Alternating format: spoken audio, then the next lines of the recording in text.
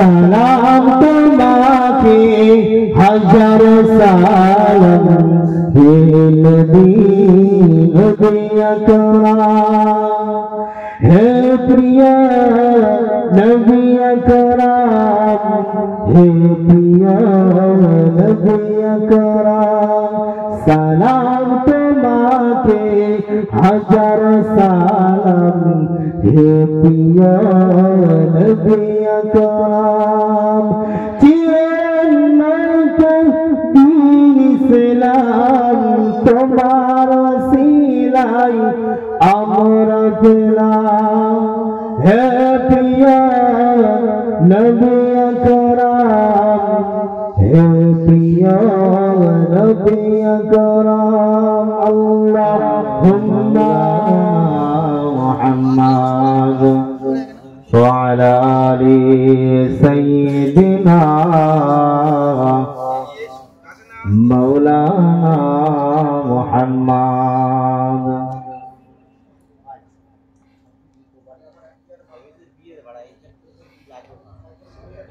আল্লাহ পাকের অশেষ মেহেরবান যে কথা আলোচনা করছিলাম, আল্লাহ ভীতি অর্জন করতে হবে আমাদের প্রত্যেকের অন্তরের ভিতরে। আল্লাহ ভীতি যদি আমরা অর্জন না করতে পারি, আমাদের দ্বারা কিন্তু পাপ কর্ম বিরত থাকবে।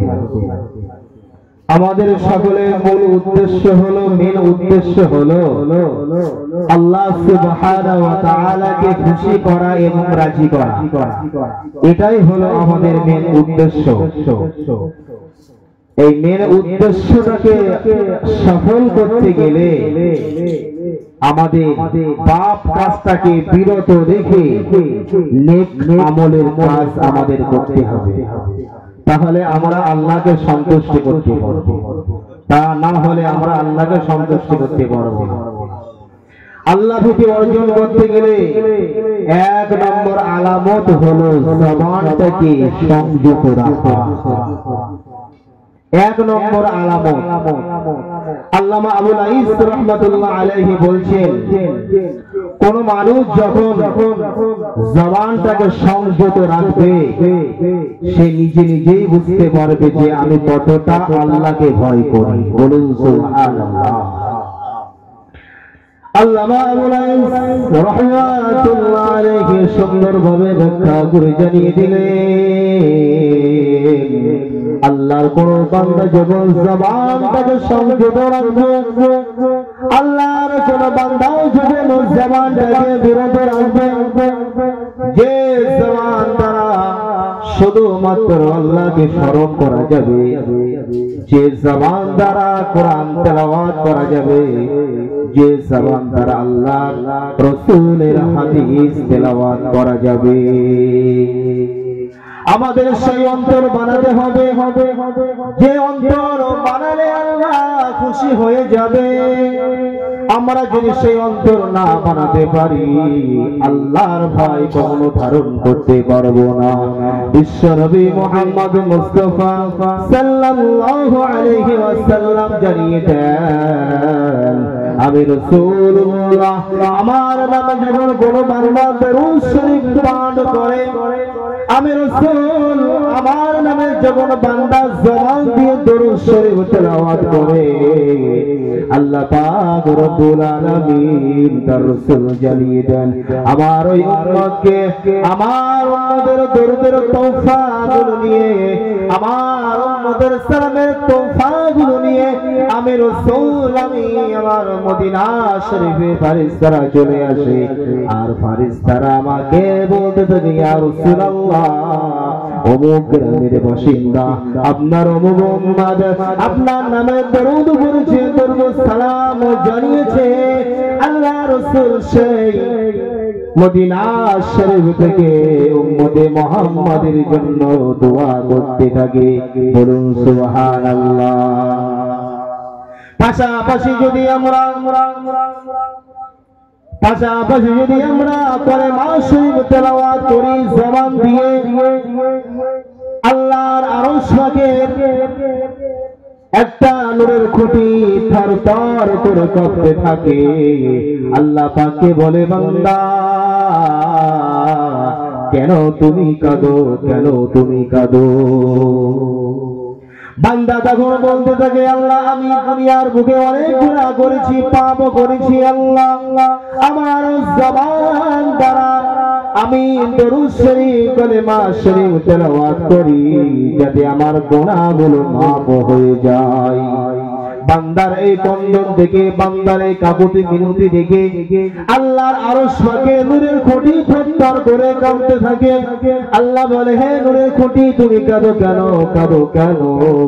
নূরের খুঁটি বলে, আল্লাহ দুনিয়ার বুকে আপনার অমুক বান্দা তার জীবনের গুনাহ মাফ করার জন্য, বান্দার জবানটাকে শুদ্ধ করার জন্য, বান্দার জবানটাকে পবিত্র করার জন্য, বান্দা জবান দিয়ে কালেমা শরীফ তেলাওয়াত করে। আপনি যদি ওই বান্দার ক্ষমা না করে দেন, ওই বান্দার জবানটাকে যদি শুদ্ধ না করে দেন, আমি নূরের খুঁটি কম্পিত বন্ধ হব না। আমরা যখন দরুদ শরীফ পড়ি, কালেমা শরীফ পড়ি, আমাদের সকলের ইচ্ছা আশা থাকে যে আমাদের জীবনের গুনাহগুলো ঝরে যায়, আমাদের জীবনের গুনাহগুলো মাফ হয়ে যায়। আল্লাহর আরশ পাকে নূরের খুঁটি থরথর করে কাঁপতে থাকে। এই বান্দার জন্য আল্লাহর কাছে বলতে থাকে, আল্লাহ দুনিয়ার জমিনে আপনার বান্দা অনেক গুনাহগার, আপনি যদি আপনার বান্দাকে ক্ষমা করে দেন, তারপরে আমি নূরের খুঁটি কম্পিত বন্ধ হব, তার আগে নয়। আল্লাহ বলে, হে আমার নূরের খুঁটি তুমি থেমে যাও, থেমে যাও, আমি আমার বান্দার জীবনের সমস্ত গুনাহগুলি মাফ করে দিয়েছি। আমি আল্লাহ আমার নামে তাসবিহ পড়ার কারণে আমি আমার বান্দার জবানটাকে পুরো পবিত্র করে দিয়েছি। হে নূরের খুঁটি তুমি থেমে যাও, সঙ্গে সঙ্গে নূরের খুঁটি থেমে যাবে। তাহলে এইরকম জবান যদি আমরা বানাতে পারি আল্লাহর কাছে, আল্লাহর কাছে আমরা মনোনীত বান্দা হয়ে যাব, আল্লাহ ভীতির বান্দা হয়ে যাব। আর এই জবান দ্বারা যদি আমরা অশ্লীল বাক্য গ্রহণ করি, অশ্লীল ভাষা যদি ব্যবহার করি, এই জবানটা তো হয়ে যায় নাপাক জবান। এক নম্বর আলামত হলো আল্লাহ ভীতি অর্জন করতে হবে, জবানটাকে শুদ্ধ করতে হবে। এই জবান যদি আমরা শুদ্ধ না করতে পারি, তাহলে আল্লাহ ভীতি কখন অর্জন করা হবে না। কোরআন শরীফের ভিতরে সূরা নাজিয়াতে আল্লাহ রাব্বুল আলামিন জানিয়ে দেন, ওয়া আম্মা মান খাফা মাকামা রাব্বিহি ওয়া নাহান নাফসা আনিল হাওয়া ফাইন্নাল জান্নাতা হিয়াল মাআওয়া। আল্লাহ রাব্বুল আলামিন বললেন, বান্দার অন্তরের ভিতরে যদি এই উদ্দীপনা থাকে যে একদিন না একদিন আল্লাহর সম্মুখে আমাকে দাঁড়াতে হবে, একদিন না একদিন আমি আল্লাহ আমার সামনে দাঁড়াতে হবে, ওই ভয়টা যদি প্রত্যেক বান্দার অন্তরে থাকে, সেই বান্দার দ্বারা কখনো গুনাহ হতে পারে না।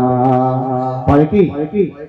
দুনিয়ার জমিনে বিচরণ করার পরে একদিন আমার হাসরের ময়দানে আল্লাহ রাব্বুল আলামিনের সামনে দাঁড়াতে হবে, সেই দিন আমি কি জবাব দেব? এই ভয়টা, এই কথাগুলো যদি আমার মনের ভিতরে জাগ্রত হয়, তাহলে আমার দ্বারা কি আর কোনো পাপের কাজ হওয়া সম্ভব? কখনো হবে না। পরকালের ভয় তার দ্বারা হতে থাকবে। কিভাবে আমি আল্লাহর সামনে কিভাবে সেই দিন জবাব দেব, সেই ভীতি আমার অর্জন করতে হবে। তা না হলে দুনিয়ার বুকে আমি যতই পাপ করি না কেন, যতই নামাজ পড়ি না কেন, এই নামাজ, এই রোজা, এই তাসবিহ তেলাওয়াত কোনোই মূল্য হবে না, মূল্যহীন হয়ে যাবে। কেন আমার ভিতরে আল্লাহর ভয় নেই। আমার ইবাদত গুলো হচ্ছে সব কিছু লোক দেখানো ইবাদত, এই ইবাদতে কোনো মূল্য নেই। আল্লাহ রাব্বুল আলামিন বিশ্বনবী মুহাম্মদুর রাসূলুল্লাহ সাল্লাল্লাহু আলাইহি ওয়াসাল্লাম জানিয়ে দিয়েছেন, আল্লাহর বান্দা যদি আল্লাহ ভীতি অর্জন করতে হয়, 2 নম্বর আলামত হলো বান্দার অন্তরের ভিতরে হিংসা বিদ্বেষটাকে দূর করে দিতে হবে। বান্দার অন্তরের ভিতরে কোনো হিংসা থাকবে না। বান্দার মনের ভিতরে যদি হিংসা থাকে, পরস্পরিকতার মনোভাব থাকে, সেই বান্দার অন্তরে যা কিছু আমল রয়েছে সব কিছু বিলীন হয়ে যাবে।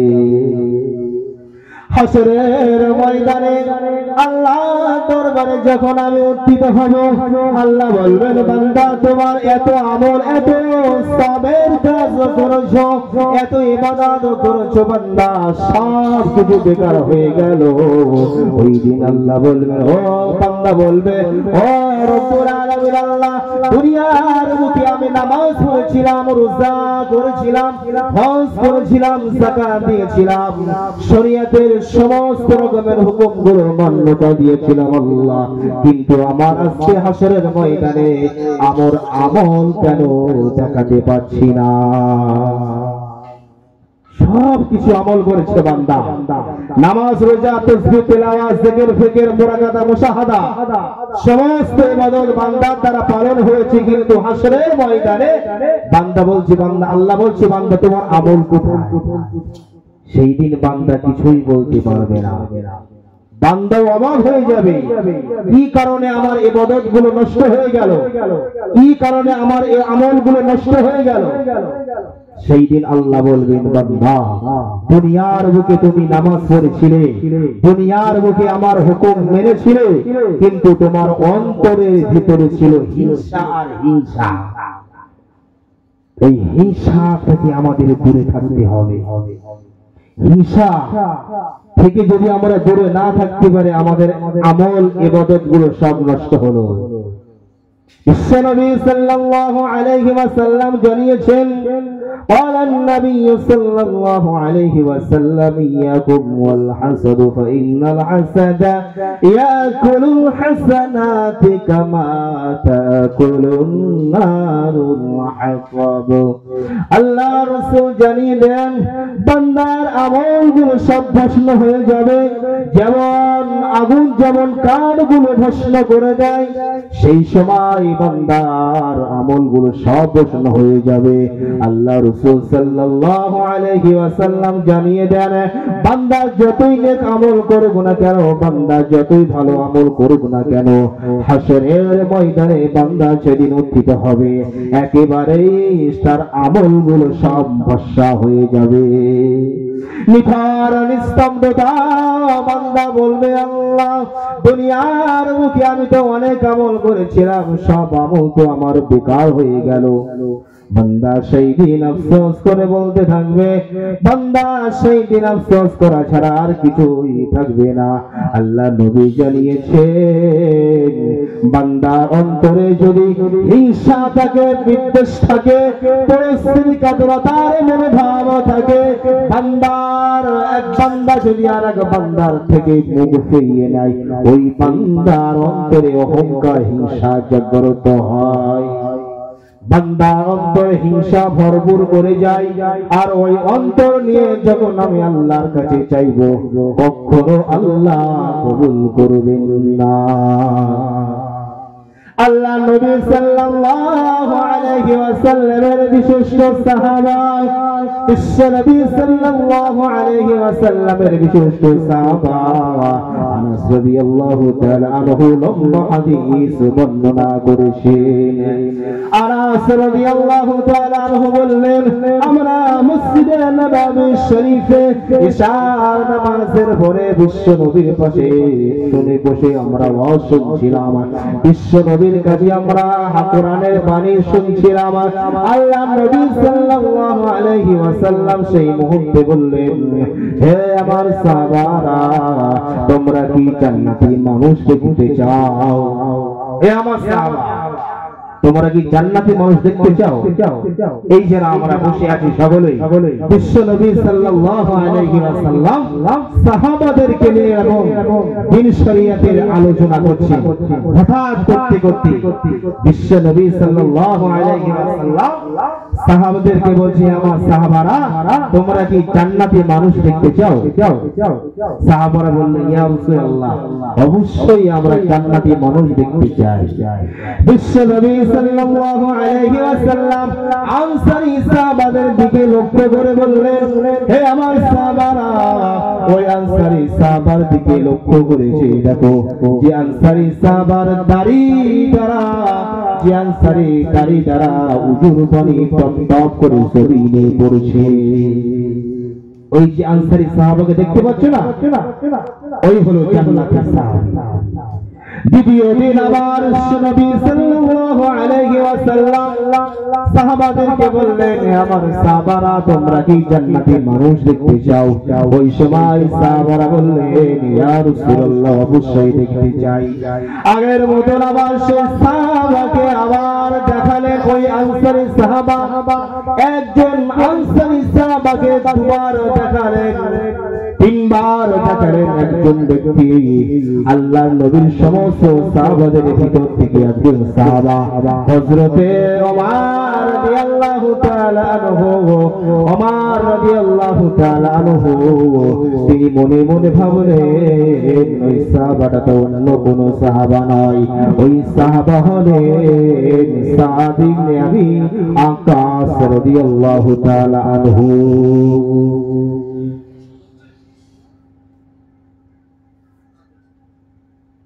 ওই সাহাবারা হলেন সাদ ইবনে আবি ওয়াক্কাস রাদিয়াল্লাহু তাআলা আনহু, যিনি আনসারী সাহাবা। বিশ্বনবী তাকে ডেকে বললেন, ওই দেখো ওই জান্নাতি সাহাবা। সমস্ত সাহাবারা অবাক হয়ে গেলেন, ইনি তো আমাদের একজন সাথী ভাই, ইনি তো আমাদের মতো বিশ্বনবীর সাহাবা, কি এমন আমল করেন তিনি? আল্লাহ রাসূল সকলের সামনে তাকে জান্নাতি সার্টিফিকেট ঘোষণা দিলেন, জান্নাতি মানুষ হিসেবে ঘোষণা দিলেন। আমর রাদিয়াল্লাহু তাআলা আনহু তিনি মনে মনে ভাবলেন, আমি আজকের থেকে নিয়ত করলাম, আমি আজকের থেকে ওয়াদা করলাম, এই আবু আনসারী, এই সাদ আবি ওয়াক্কাস রাদিয়াল্লাহু তাআলা আনহুর সঙ্গে আমি ঘোরাফেরা করব। আমি দেখতে চাই এই সাদ ইবনে আবি ওয়াক্কাস কি এমন ইবাদত করে, কি এমন আমল করে গোপনে গোপনে, যে সাহাবার আমল সম্পর্কে বিশ্বনবী জানেন, যার কারণে আবি ওয়াক্কাসকে জান্নাতের ঘোষণা দিলেন। আমার রাদিয়াল্লাহু তাআলা আনহু বিশ্বনবী মুহাম্মদুর রাসূলুল্লাহ সাল্লাল্লাহু আলাইহি ওয়াসাল্লামের একজন প্রাণপ্রিয় সাহাবী হযরত সাদ রাদিয়াল্লাহু তাআলা আনহুর পিছনে পিছনে ছুটতে শুরু করলেন। ওই সময় সাদ ইবনে আবি ওয়াক্কাস বললেন, ভাই আমার, কি ব্যাপার, কি ব্যাপার, তুমি কেন আমার সঙ্গে আসো? ওই সময় আমার রাদিয়াল্লাহু তাআলা আনহু বললেন, ও ভাই সাদ, আমি তোমার বাড়িতে দুদিন তিন দিন যাত্রা করতে চাই। আমার বাড়িতে আমার পিতা মাতার সঙ্গে অশান্তি হয়েছে, আমার পিতা আমার সঙ্গে অশান্তি করেছে। হে সাদ, আমি তোমার বাড়িতে দুদিন থাকতে চাই, তুমি কি থাকতে দেবে না? আমার রাদিয়াল্লাহু তাআলা আনহু ভাবছে, সাদ রাদিয়াল্লাহু তাআলা কি এমন আমল করে, কি এমন আমল করে। গোপনে গোপনে তিনি ভাবতে শুরু করলেন এবং তার আমলের রহস্যটা জানার জন্য সাদ ইবনে আবি ওয়াক্কাসের সাথে বললেন, ভাই সাদ, আমি আপনার বাড়ি দুটো তিনটে দিন থাকতে চাই, আপনি কি থাকতে দিবেন না? সাদ রাদিয়াল্লাহু তাআলা আনহু বললেন, ভাই আপনি তো আমার মুসলিম ভাই, আমার কওম, অবশ্যই আপনি থাকুন আমার বাড়িতে, শুধু দুদিন নয়, তিন দিন নয়, যতদিন আপনার ইচ্ছা ততদিন থাকুন। সাদ রাদিয়াল্লাহু তাআলা আনহু গোপন রহস্যটা জানার জন্য আমার রাদিয়াল্লাহু তাআলা আনহু সাদ আমাদের বাড়িতে একদিন নাই দুদিন নয় 3 দিন যাত্রা শুরু করলেন। এমন কোনো আমলের খবর তিনি পেলেন না, এমন কোনো আমল তিনি সম্পর্কে অবগত হলেন না। তিনি স্বাভাবিক যেমন নামাজ পড়েন, স্বাভাবিক যেমন আল্লাহর জিকির করেন, আল্লাহ তাসবিহ পড়েন, স্বাভাবিক যেমন ইবাদত করেন, ওই রকম ইবাদত আল্লাহ নবীর ওই জান্নাতি সাহাবার দ্বারা পালন হচ্ছে। ওই সময় আমার রাদিয়াল্লাহু তাআলা মনে মনে বললেন, এমনি তো কোনো আমল করে না, আমি আমল যেমন নামাজ পড়ি, আমি যেমন আমল করি সেই রকম ভাবে আমল করছে। 3 দিন হয়ে গেল। আমার রাদিয়াল্লাহু তাআলা সাআদকে বললেন, হে ভাই সাআদ, আমি আকাশ, আমাকে একটা সত্যি কথা বলতে হবে, আমাকে একটা সত্যি কথা বলো না। ওই সময় সাআদ নবী আকাশ রাদিয়াল্লাহু তাআলা বললেন, ভাই বলো না। আমার রাদিয়াল্লাহু তাআলা বললেন, ভাই আমার বাড়িতে কোনো ঝগড়া হয়নি, আমার পিতা আমাদের সঙ্গে কোনো ঝামেলা হয়নি। আল্লাহ রাসূল যখন আপনাকে জান্নাতি সাহাবা বলেছেন, আল্লাহ রাসূল যখন আপনাকে জান্নাতি মানুষ বলেছেন, আমার মনে মনে ভাবতে শুরু করলাম, আপনি কি এমন ইবাদত করলেন? আমি আপনার পিছনে পিছনে ছুটে ছুটে আমি আপনার সঙ্গে একদিন নয়, দুদিন নয়, 3 দিন যাত্রা করলাম, এমনি কোনো আমল খুঁজে পেলাম না। ওই সময় সাআদ ইবনে আবি ওয়াক্কাস রাদিয়াল্লাহু তাআলা বললেন, আমি কোনো আমল করি না, তেমন কোনো আমল করি না। আমার অন্তরের ভিতরে বিন্দু পরিমাণ হিংসার বাসা বাঁধতে দেই না। বলুন সুবহানাল্লাহ। নারে তাকবীর, নারে তাকবীর, বশরকি সালাম, নারে তাকবীর। বিশ্বনবী সাল্লাল্লাহু আলাইহি ওয়াসাল্লামের সাহাবা বললেন, এমন কোন ইবাদত নয় আমার জন্য, আমার অন্তরের ভিতরে বিন্দু পরিমাণ হিংসার বাসা আমি বাঁধতে দেই না। খালি একজন সাহাবার শুধুমাত্র রাসূলের একটা আদর্শিত হয়ে যদি জান্নাতের সার্টিফিকেট পেয়ে যায়, দুনিয়ায় থাকতে জান্নাতের ঘোষিত হয়, আমরা বিশ্ব নবীর উম্মত হয়ে বিশ্ব নবীর আদর্শে কেন আদর্শিত হতে পারি? এটা আমাদের বিবেককে প্রশ্ন করুন, আমাদের বিবেককে জানতে হবে। রাসূলের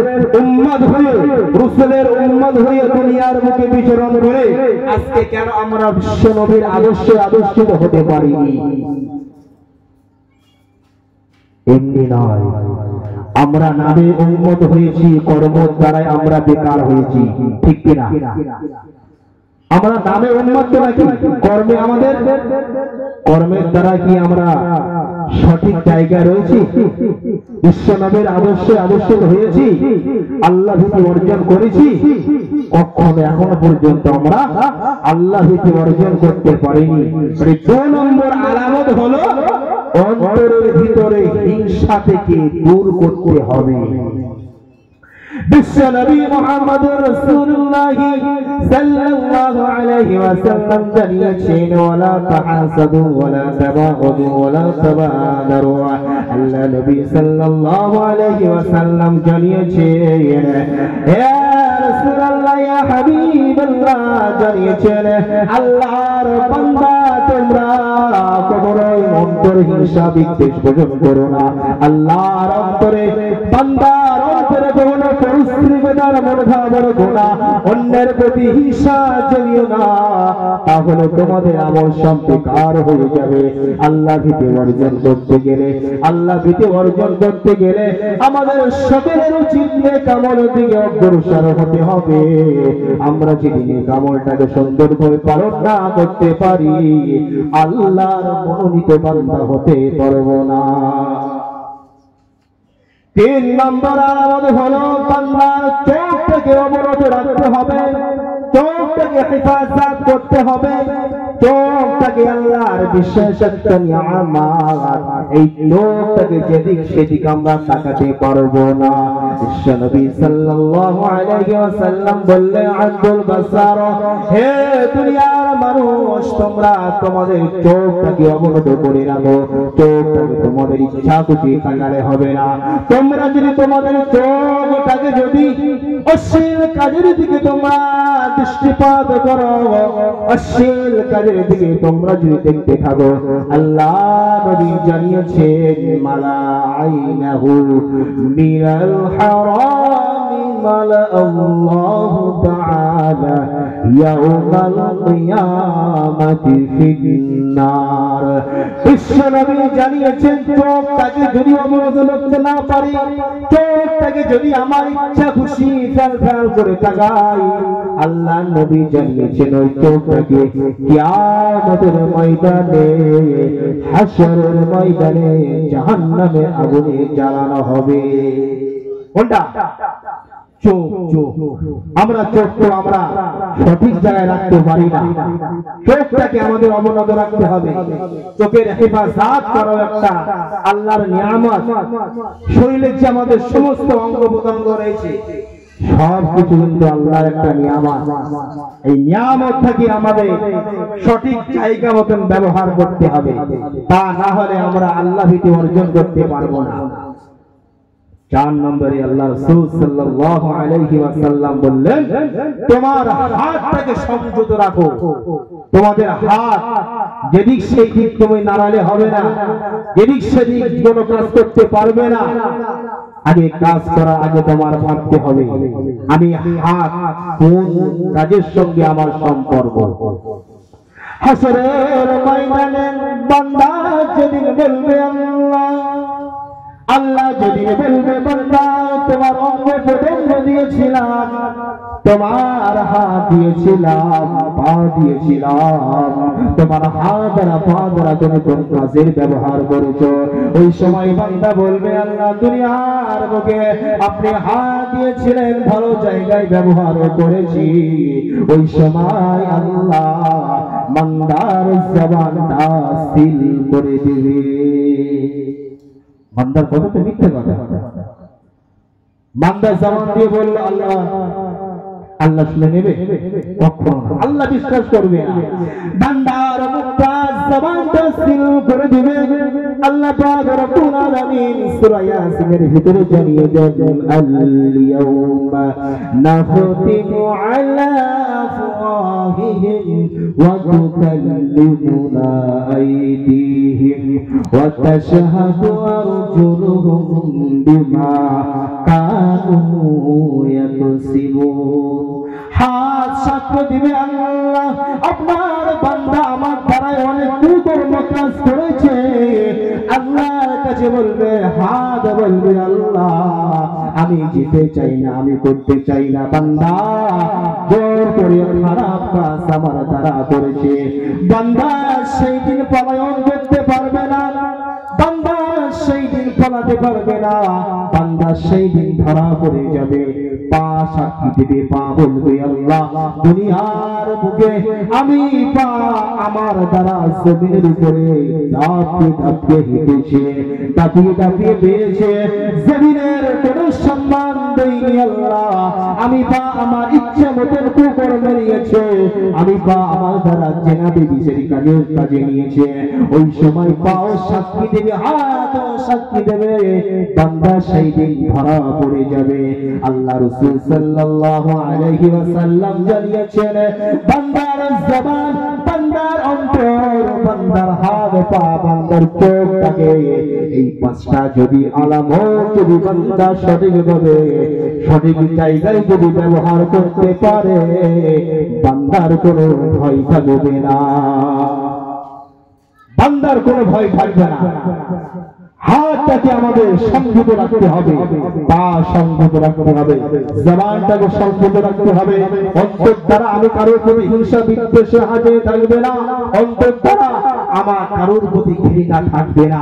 সেই রকম অন্তর বানাবো ইনশাআল্লাহ, বলুন ইনশাআল্লাহ। আল্লাহ নবী বিশ্ব নবী সাহাবা হযরতে ওমর ফারুক রাদিয়াল্লাহু তাআলা আনহু বিশ্ব নবী সাহাবা সঙ্গে সাথীদেরকে নিয়ে মক্কা অভিমুখে তিনি রওনা হলেন। বড় সফরে তিনি যাত্রা করলেন। যেতে যেতে যেতে যেতে পথের মধ্যে তিনি অবস্থান করলেন কিছু খানা পিনা খাবার জন্য। যেখানে তিনি অবস্থান করলেন সম্মুখে তিনি দেখতে পেলেন একটি রাখাল প্রখর উত্তর মরুভূমিতে ছাগল চড়াচ্ছে। আল্লাহ নবী সাহাবা ওমর ফারুক রাদিয়াল্লাহু তাআলা আনহু বললেন, হে বাবা রাখাল, আমরা খানা পিনা খাচ্ছি, তুমি আমাদের সঙ্গে খেয়ে নাও। ওই সময় রাখাল বললেন, হুজুর আমি রোজা রয়েছি, আমি খানা খাবো না। আল্লাহ নবী সাহাবা ওমর বললেন, এত অন্তরের ভিতরে তুমি কিভাবে রোজা আদায় করো? ওই সময় রাখাল বললেন, আমি পরকালের চিন্তা করছি, আমার এখন সময় রয়েছে, আমার এখন হাতে টাইম রয়েছে। যখন আমার টাইম থাকবে না আমি আল্লাহর কোনো ইবাদত করতে পারবো না। আমার এখন সময় রয়েছে, আমি আল্লাহর ইবাদত করছি, আমি রোজা রেখেছি, আমি আল্লাহর ভয়টা অন্তরে জাগাতে চাই। বলুন সুবহানাল্লাহ। ওমর ফারুক রাদিয়াল্লাহু তাআলা মনে মনে ভাবতে শুরু করলেন, তুমি কি এমন আল্লাহ ভীতি আমি তোমাকে পরীক্ষা করতে চাই। আল্লাহ নবী সাহাবা ওমর রাদিয়াল্লাহু তাআলা আনহু বললেন, হে বাবা রাখাল, এতটা ছাগল তুমি চড়াচ্ছ, এতটা ছাগল তুমি চড়াচ্ছ, তুমি কি তার ভিতর থেকে একটি ছাগল আমাকে দেবে? বলল, না না, আমার মালিকের অগোচরে আমি দিতে পারবো না। ওমর বললেন, এমনি নয়, আমাকে টাকা দিতে হবে, আমি তোমার টাকা দেব। ওই সময় রাখাল বললেন, তাও হবে না, মালিকের অগোচরে আমি কিছুই করতে পারবো না। ওই সময় ওমর বললেন, হে বাবা রাখাল, তুমি ছাগলটা আমাকে দিয়ে বলবে, মালিককে বলবে, হে মালিক, হিংস্র পশু জন্তু জানোয়ার ছাগলটা নিয়ে চলে গিয়েছে। ওই সময় রাখাল বললেন, হে ওমর, আমি দুনিয়ার বুকে আমি মালিকের ভয় করি না, আমি দুনিয়ার বুকে মানুষের সসম্মান হবার ভয় করি না, বরং দুনিয়ার বুকে আমার মালিক দেখতে পাচ্ছেন না, দুনিয়ার বুকে কোনো মানুষ দেখতে পাচ্ছেন না, কিন্তু আমার আল্লাহ আমার মাওলাকে সব দিকে লক্ষ্য রেখেছেন। ওই মালিকের ভয় আমার অন্তরের ভিতরে আছে। আমি কখনো একটি ছাগল আপনাকে দিতে পারবো না, এই ছাগলের কারণে আমি জবান দ্বারা মিথ্যা কথা বলতে পারবো না। শুধুমাত্র আল্লাহ নবী সাহাবা হযরত ওমর ফারুক রাদিয়াল্লাহু তাআলা আনহু মনে মনে ভাবলেন, আল্লাহর কতটা ভয় করে আমি দেখতে চাই।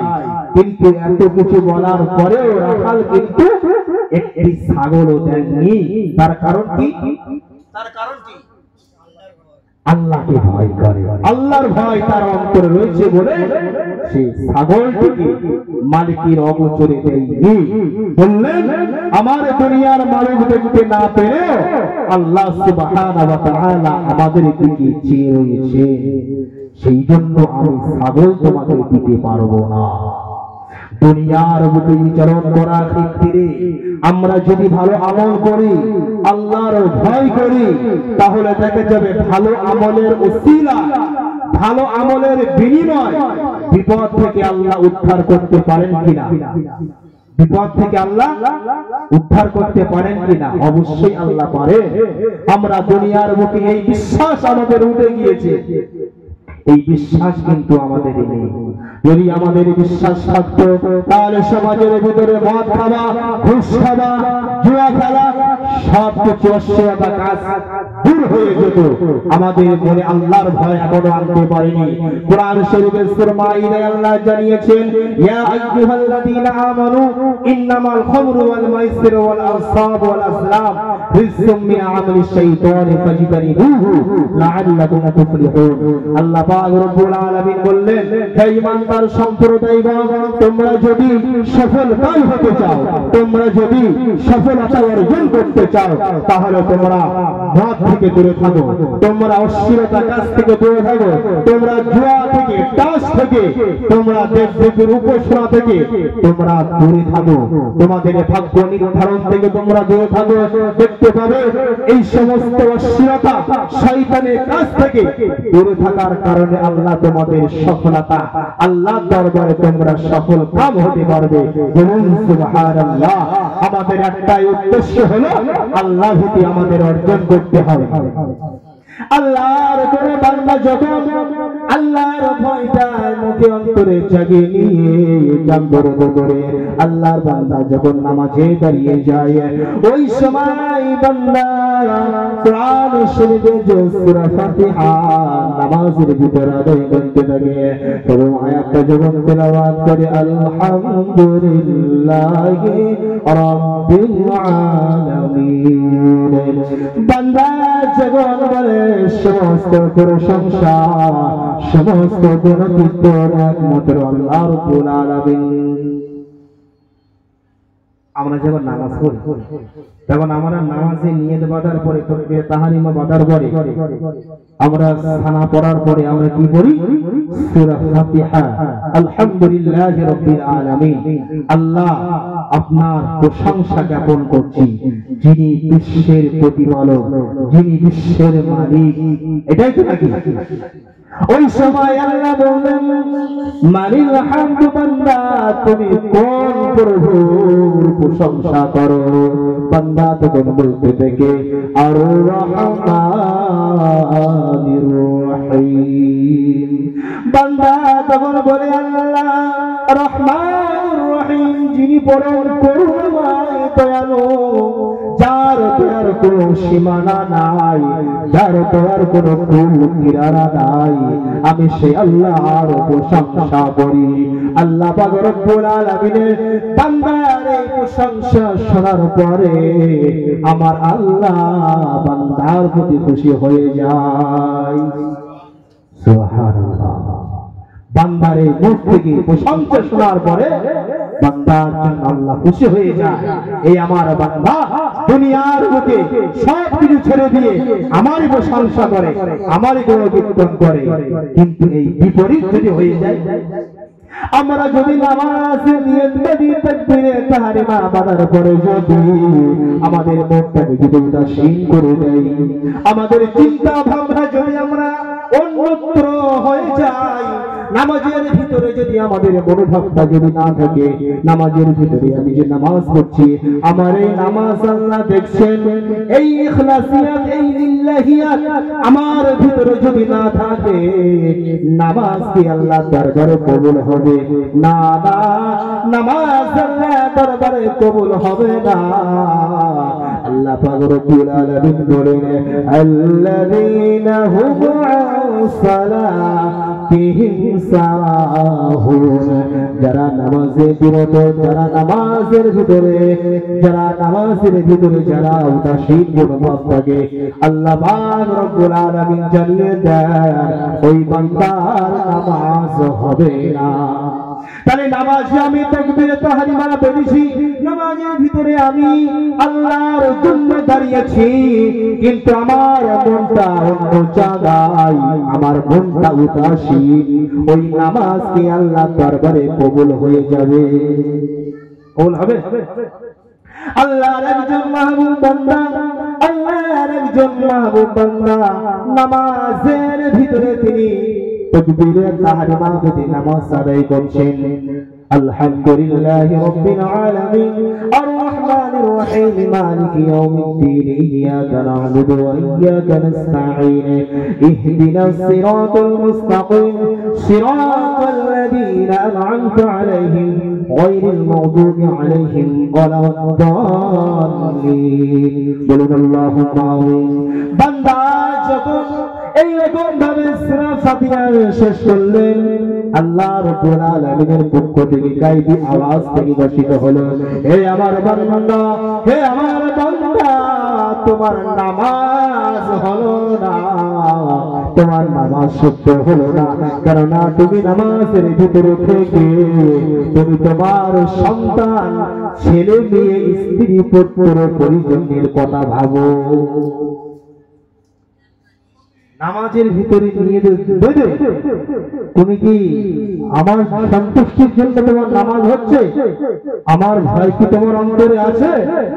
তুমি নামাজ পড়ছো আর ভাবছো আমার স্ত্রী পুত্র পরিজন তারা কিভাবে দুনিয়ার বুকে জীবন যাপন করবে, তাদের আমি কতটা সফলতার রাস্তায় আনতে পারবো, এই মনোভাব তোমার ভিতরে, তোমার নামাজ আমার দরবারে কবুল হলো না। বান্দা সঙ্গে সঙ্গে নামাজ থেকে বিরত হলেন, বান্দা মনে মনে ভাবতে থাকবে আমার স্ত্রী পুত্র পরিজনের কথা আমি ভাবতে পারবো না। দ্বিতীয় দিন যখন আমার তিনি নামাজের ভিতরে দাঁড়িয়ে গেলেন, ইয়াকা না'বুদু ওয়া ইয়াকা নাস্তাঈন, ইয়া রাব্বুল আলামিন, আল্লাহ আমি তোমার অনুসরণ করি, তোমার ইবাদত করি, তোমার সাহায্য চাই। ওই সময় আল্লাহ বললেন, না না বান্দা, তুমি মিথ্যা কথা বলছো। বান্দা, আজকেও তুমি মিথ্যা কথা বলছো, তুমি আমার ইবাদত করো না, আমার কাছে সাহায্য চাও না, বরং তুমি ইবাদত করছো তোমার ধন সম্পদ, তোমার ধন সম্পদের কথা, তোমার ধন সম্পদের ভাবনা চিন্তা তোমাকে একেবারে মুগ্ধ করে দিয়েছে। আমি আল্লাহ আমার ভয় থেকে উদাসীন করে দিয়েছি, আমি আল্লাহ আমার ইবাদত থেকে তোমার উদাসীন করে দিয়েছে ওই ধন সম্পদ। বান্দা সেই দিন মনে মনে ভাবতে শুরু করলেন, ও রব্বুল আলামিন, আল্লাহ আমার ধন সম্পদ গুলো আপনার রাস্তায় আমি দান করে দিলাম, সন্তান ছেলে মেয়ে ত্যাগ করে দিলেন, ধন সম্পদ ত্যাগ করে দিলেন। বান্দা যখন সব কিছু ত্যাগ করার পরে আবার যখন নামাজের ভিতরে বন্ধ হয়েছে, নামাজের ভিতরে যখন ইয়াকা না'বুদু ওয়া ইয়াকা নাস্তাঈন, বান্দা যখন তিনি নামাজ আদায় করলেন আর আল্লাহর কাছে বলতে থাকতেন, আল্লাহ আমি আপনার ইবাদত করি আর আপনি আপনার কাছে সাহায্য চাই। আল্লাহ বললেন, বান্দা আপনার নামাজ কবুল হয়ে গেল। বলুন সুবহানাল্লাহ। আমরা যখন নামাজে দাঁড়াই আমাদের মনটা কোন দিকে থাকে? আমাদের মনটা কোন দিকে থাকে?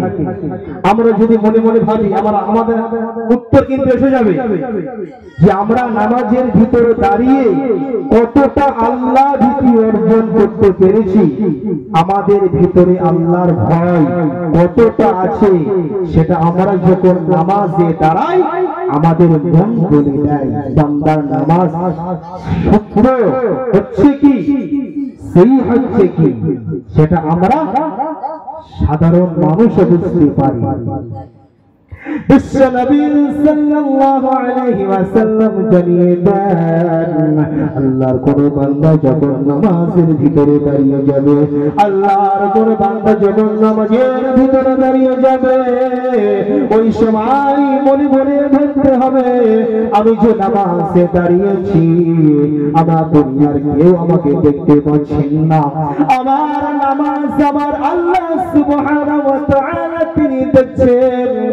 এই মনোভাব যদি না থাকে, আল্লাহ রাসূল জানিয়ে দেন ওই বান্দা যখন নামাজে দাঁড়াবে মনে মনে এই ধারণা এই চিন্তায় থাকতে হবে, আমি যে নামাজে দাঁড়িয়েছি, আমি যে নামাজের ভিতরে সূরাগুলি তেলাওয়াত করছি, এই সূরাটা এই সূরাগুলি এই দোয়াগুলি তো দুনিয়ার মানুষকে শোনানোর জন্য নয়, দুনিয়ার মানুষকে তো দেখানোর জন্য নয়, আমি এই তেলাওয়াত করছি শুধুমাত্র আমি আল্লাহর সঙ্গে কথা বলছি। সুবহানাল্লাহ। এই রকম বিল্লাহিয়াত ইখলাসিয়া এই ধ্যান ধারণা উদ্দীপনা যদি আমাদের ভিতরে থাকে তাহলে নিশ্চিত আমাদের নামাজ আল্লাহ দরবারে কবুল হয়ে যাবে। বলুন সুবহানাল্লাহ। আল্লাহ নবী সাল্লাল্লাহু আলাইহি ওয়াসাল্লামের প্রিয় সাহাবা আবু হুরায়রা রাদিয়াল্লাহু আনহু, বিলাল রাদিয়াল্লাহু তাআলা আনহু বিশ্ব নবী সাহাবাদেরকে বললেন, হে আমার সাহাবা, তোমাদের ভিতরে কি হযরত বিলাল রয়েছে? সাহাবারা বললেন, ইয়া রাসূলুল্লাহ, হঠাৎ বিলালের কেন হুকুম? ওই সময় বিশ্ব নবী বললেন, হে আমার সাহাবা, আমি রাসূলুল্লাহ সাল্লাল্লাহু আলাইহি ওয়াসাল্লাম মিরাজে গিয়েছিলাম। জান্নাতের ভিতরে আমি যখন পৌঁছলাম আমি কোনো আওয়াজ শুনতে পেলাম না। আমি শুনতে পেয়েছি হযরত বিলালের পায়ের শব্দ। সুবহানাল্লাহ। অন্য কোন শব্দ পাইনি। আমি আল্লাহ রাসূল সাল্লাল্লাহু আলাইহি ওয়াসাল্লাম আমার সাহাবা হযরত বিলালকে, বিলালের পায়ের আওয়াজ আমি রাসূলুল্লাহ জান্নাতে শুনতে পেয়েছি নিজের কানে। আল্লাহ রাসূল বললেন, হে আমার সাহাবারা, বিলালকে ডাকো। বিলাল কি এমন ইবাদত করে? আল্লাহ রাসূল বিলালকে বললেন, হে বিলাল, তুমি কি এমন ইবাদত করো যে তোমার পায়ের শব্দ আমি রাসূল জান্নাতে শুনতে পাই? বলুন সুবহানাল্লাহ। আল্লাহ নবী বিশ্ব নবী সাহাবা হযরত বিলাল রাদিয়াল্লাহু তাআলা আনহু বললেন, ইয়া রাসূলুল্লাহ, ইয়া হাবিবাল্লাহ, আমি অন্য কোনো ইবাদত করি না। আমি যখন নামাজ পড়ি, আমি যখন আল্লাহ আপনার সন্তুষ্ট করতে যাই, আমি আল্লাহর নামাজ আদায় করার আগে ওযু করে নেই, আর ওযু করার পরে আমি দুই রাকাত তাহিয়াতুল ওযু নামাজ আদায় করি। আমি যখন ওযু করি, ওযু করার পরে তাহিয়াতুল ওযু নামাজ আদায় করে নেই। ইয়া রাসূলুল্লাহ, ইয়া হাবিবাল্লাহ, হুজুর, এই হলো আমার ইবাদত, এছাড়া আর অন্য কোনো আমার ইবাদত নাই। আল্লাহ রাসূল সাল্লাল্লাহু আলাইহি ওয়াসাল্লাম বড় আনন্দিত হলেন। এ আমার সাহাবারা, তোমরা প্রত্যেকে এইরকম ভাবে যদি একটা আমলের সঙ্গে শামিল হয়ে যাও, একটা আমলের সঙ্গে শামিল হয়ে যাও, আল্লাহ রাব্বুল আলামিন সেই আমলটাকে পালন করার জন্য, সেই ইবাদত অব্যাহত রাখার জন্য আল্লাহ পাক রব্বুল আলামিন তোমাদেরকে জান্নাত দান করে। সুবহানাল্লাহ। এইরকম ভাবে তোমরা যদি প্রত্যেকটা সাহাবা একটা আল্লাহর এইরকম ইবাদত গুলো, আমল গুলো যদি পালন করতে থাকো, আল্লাহ পাক রব্বুল আলামিন তোমাদের উপর খুশি হয়ে যাবে। হাসরের ময়দানে প্রত্যেক বান্দাকে যিনি ডাক করবে, সর্বপ্রথম আল্লাহ কি হিসাব নেবে? কি হিসাব নেবে? সর্বপ্রথম বান্দাকে বললেন, আস-সালাতিস সালাহ, বান্দা কতটা নামাজ তোমার দ্বারাই কায়েম হয়েছে? বান্দার নামাজ তোমার কোথায়? সেই দিন বলবে, আল্লাহ দুনিয়ার বুকে আমার সংসারে গেছিল, দুনিয়ার বুকে আমি অনেক সন্তান লালন পালন করেছিলাম। ও রব্বুল আলামিন, আল্লাহ সন্তান মানুষ করতে গিয়ে, সন্তান লালন পালন করতে গিয়ে আল্লাহ আপনার ইবাদত করতে পারিনি, আপনার ইবাদত আরাধনা করতে পারিনি। আল্লাহ রব্বুল আলামিন সঙ্গে সঙ্গে বলবেন, হে আমার বান্দা, আজকে হাসরের ময়দানে আমি রব্বুল আলামিন আমার সম্মুখে কোনো অজুহাত চলবে না। তুমি মনে করছো কি অনেক সন্তান জন্ম দিয়েছ, এই সন্তানের দোহাই দিয়ে, সংসারের দোহাই দিয়ে আজকে তুমি আমার কাছ থেকে রেহাই পাবে? কখনো নয়। এই অজুহাত তোমাকে দিতে হবে না, বরং দুনিয়ার বুকে দাঁড়িয়ে আল্লাহ তোমার এই প্রশ্নের জবাব দেওয়ার জন্য আমার বন্ধু নবী ইয়াকুব আলাইহিস সালাতু ওয়াস সালামকে দুনিয়ার বুকে পাঠিয়েছিলাম। বলুন সুবহানাল্লাহ। তোমার কটা সন্তান, তোমার দুটো সন্তান, চারটে সন্তান, পাঁচটা সন্তান, সেই পাঁচটা সন্তানের হাত তুমি দেখিয়ে আল্লাহকে বলছো আল্লাহ সন্তান মানুষ করতে গিয়ে, সন্তানদের লালন পালন করতে গিয়ে আপনার হুকুমের নামাজ তুমি সঠিকভাবে আদায় করতে পারেনি। আল্লাহ নবী আল্লাহ পাক রব্বুল আলামিন সেই দিন বললেন আমার বন্ধু নবী ইয়াকুবকে দেখো, আমার বন্ধু নবী ইয়াকুব একাধিক সন্তান জন্ম দিয়েছে, তারপরেও একটা মুহূর্ত, একটা সেকেন্ড আমি আল্লাহ আমার ইবাদত থেকে দূরে থাকিনি। বলুন সুবহানাল্লাহ। তুমি তার থেকে নবী ইয়াকুব আলাইহিস সালাতু ওয়াস সালামের থেকেও তোমার সন্তান, তোমার বংশ কি অধিক। সেই দিন বান্দা ধরা পড়ে যাবে, বান্দা সেই দিন কিছুই বলতে পারবে না। আয় হাতাল আদরি বান্দা যখন আফসোস করতে, বান্দা তখন আফসোস করতে থাকবে ও রব্বুল আলামিন আল্লাহ আমাকে একটু রেহাই দান করো। আল্লাহ বলবেন না আর কোনো রেহাই দেওয়া হবে না। বান্দা সেই দিন বলবে আল্লাহ দুনিয়ার মুখে আমি একবার যেতে চাই, আপনার সব ইবাদত আমি পালন করব। আল্লাহ বলবে বান্দা সেটা আর কখনো সম্ভব হবে না। ফেরেশতাদেরকে বলবে আমার ফেরেশতারা যাও যাও চলে যাও চলে যাও চলে যাও, আমার এই বান্দাকে জাহান্নামের ভিতরে নিক্ষেপ করে দাও। আরেকজন বান্দাকে বলবে হে আমার বান্দা কেন তুমি দুনিয়ার বুকে আমার ইবাদত করোনি? ওই সময় বান্দা বলবে আল্লাহ দুনিয়ার বুকে বিচরণ করেছিলাম বটে, কিন্তু আমি সুস্থভাবে জীবন যাপন করতে পারিনি, সারাটা জীবন আমি অসুস্থতা ছিলাম। সেদিনও আল্লাহ বলবেন বান্দা এতেও তোমাকে রক্ষা হবে না, সারা জীবন তুমি অসুস্থ ছিলে, তার জন্য আমি উদাহরণ করে রেখেছি আমার বন্ধু নবী আইয়ুব আলাইহিস সালাতু ওয়াস সালাম। বলুন সুবহানাল্লাহ। নবী আইয়ুব আলাইহিস সালামের ইতিহাসটা আমরা জানি তো নাকি কম বেশি। নবী আইয়ুব আলাইহিস সালাতু ওয়াস সালামকে আল্লাহ 18 বছর ধরে রোগে আক্রান্ত করেছিলেন, এমন রোগ দিয়েছিলেন যে গায়ে এতটা ঘা পাসরা, তার উপর বন্ধু গ্রামবাসীরা সন্তান সন্ততিরা তারাও ত্যাগ করে দিয়েছিল, বাড়ি থেকে বার করে দিয়েছিল, গ্রামবাসীরা বার করে দিয়েছিল, গ্রাম থেকে শহর থেকে বার করে দিয়েছিল। নবী আইয়ুব আলাইহিস সালাতু ওয়াস সালাম সঙ্গে একটা স্ত্রীকে নিয়ে তিনি জঙ্গলের ভিতরে বিচরণ করেছিলেন।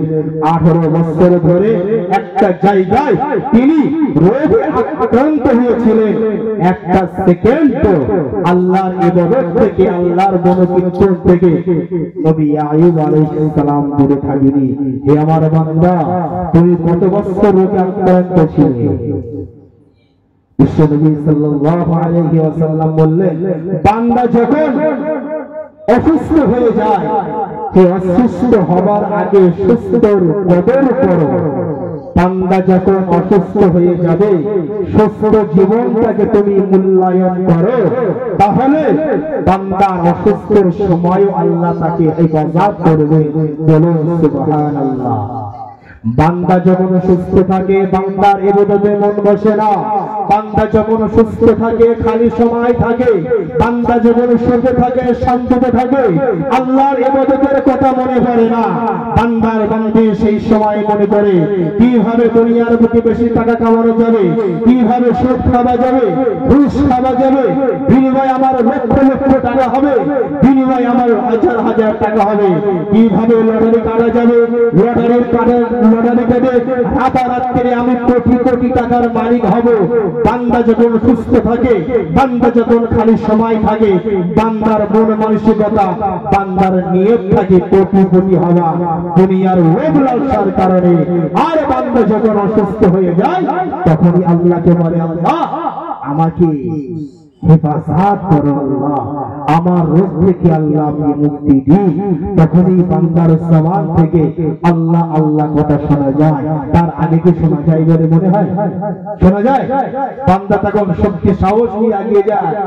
বান্দা তখন খালি সময় আল্লাহ রাসূল বললেন দুটো সময় বেশি বান্দাকে শয়তান আকৃষ্ট আকৃষ্ট করে ফেলে। সেই দুটো সময় হলো, এক নম্বর বান্দা যখন সুখ শান্তিতে থাকে শয়তান তাকে পাকড়াও করে দেয়, দুই নম্বর বান্দার যখন খালি সময় থাকে সেই সময় বান্দা শয়তান পাকড়াও করে ফেলে। খালি সময় থাকলে আমরা কি করি? খালি সময় থাকলে আমরা কি করি? আমাদের নিজের স্বার্থ সিদ্ধির কাজ হয়তো, নিজের স্বার্থ সিদ্ধির কর্মজীবনটা কিভাবে অব্যাহত রাখা যাবে, কিভাবে আমার উন্নতি হবে, কিভাবে আমার সফলতা অর্জন করতে পারবো, এই চিন্তা মনোভাব। এই খালি সময়টা এতটাই মূল্যবান সময়, এতটাই মূল্যায়ন করতে হবে। আল্লাহ পাক রব্বুল আলামিন সময় সম্পর্কে একটা সূরা অবতীর্ণ করেছেন। সেই সূরাটির নাম কি জানেন? সূরাটির নাম কি জানেন? সূরাতুল আসর। ছোট্ট একটা সূরা, সূরাতুল আসর। কোরআন শরীফে সূরা আম্মা পাড়ায় এই সূরাটা আল্লাহ পাক নাযিল করেছে। সময়টা এতটা মূল্যবান সময়, আল্লাহ পাক রব্বুল আলামিন সময়ের কসম করেছে। ওয়াল আসর, সময়ের কসম। ইন্নাল ইনসানা লাফি খুসর, নিশ্চয়ই মানুষেরা ক্ষতিগ্রস্ত হয়ে যাবে, নিশ্চয়ই মানুষেরা ক্ষতির ভিতরে পতিত হবে, নিশ্চয়ই মানুষেরা ধ্বংসের ভিতরে বন্ধ হবে। কারা? এই মনুষ্য জাতি। তার কারণ কি? সময়ের মূল্য না দেওয়ার কারণে, সঠিক সময়ে সঠিক আল্লাহ ইবাদত না করার কারণে আল্লাহ পাক রব্বুল আলামিন বলছে বান্দারা ক্ষতিগ্রস্ত হয়ে যাবে। আল্লাহুম্মা সাইয়্যিদিনা মাওলানা سيدنا مولانا সালাম তোমাকে হাজার সালাম, হে নবী আকরাম, হে প্রিয় নবী আকরাম, হে প্রিয় নবী আকরাম। সালাম তোমাকে হাজার সালাম, হে প্রিয় নবী আকরাম। চিরন্তন দ্বীন ইসলাম তোমার ওসিলায় আমরা পেলাম, হে প্রিয় নবী আকরাম, হে প্রিয় নবী আকরাম। আল্লাহুম্মা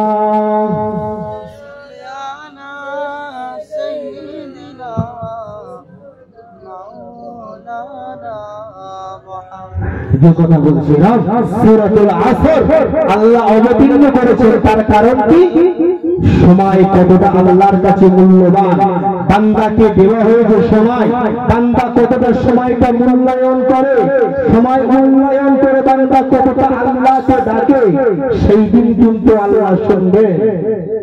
ইন্নাল ইনসানা লাফি খুসর, বান্দা ক্ষতিগ্রস্ত হয়ে যাবে। তার কারণ চার শ্রেণীর মানুষ ব্যতীত, চারটে মানুষ ব্যতীত সমস্ত মানুষ ধ্বংসশীল। ইল্লাল্লাযীনা আমানু, যারা ঈমান এনেছে তারা কখনো ক্ষতি হতে পারে না।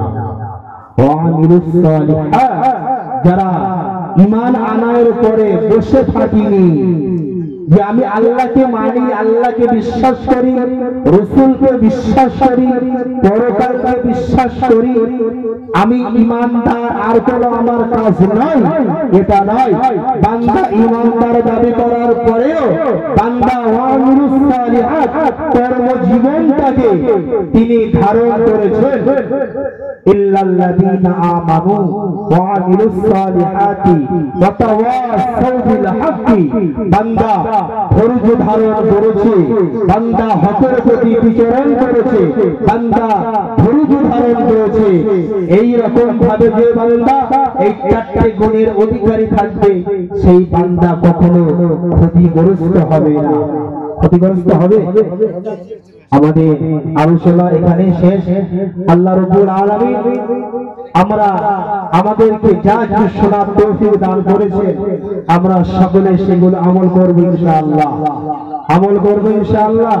আমন্ত্রিত বক্তা এসে গিয়েছেন, আর বেশি নয়, সকলে পুত্তর বিদ্যান নারায়ে তাকবীর, নারায়ে তাকবীর, নারায়ে তাকবীর।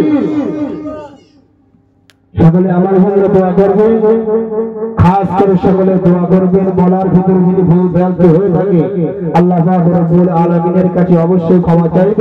ভাষা ত্রুটি বিচ্যুতির জন্য আপনার কাছে আপনার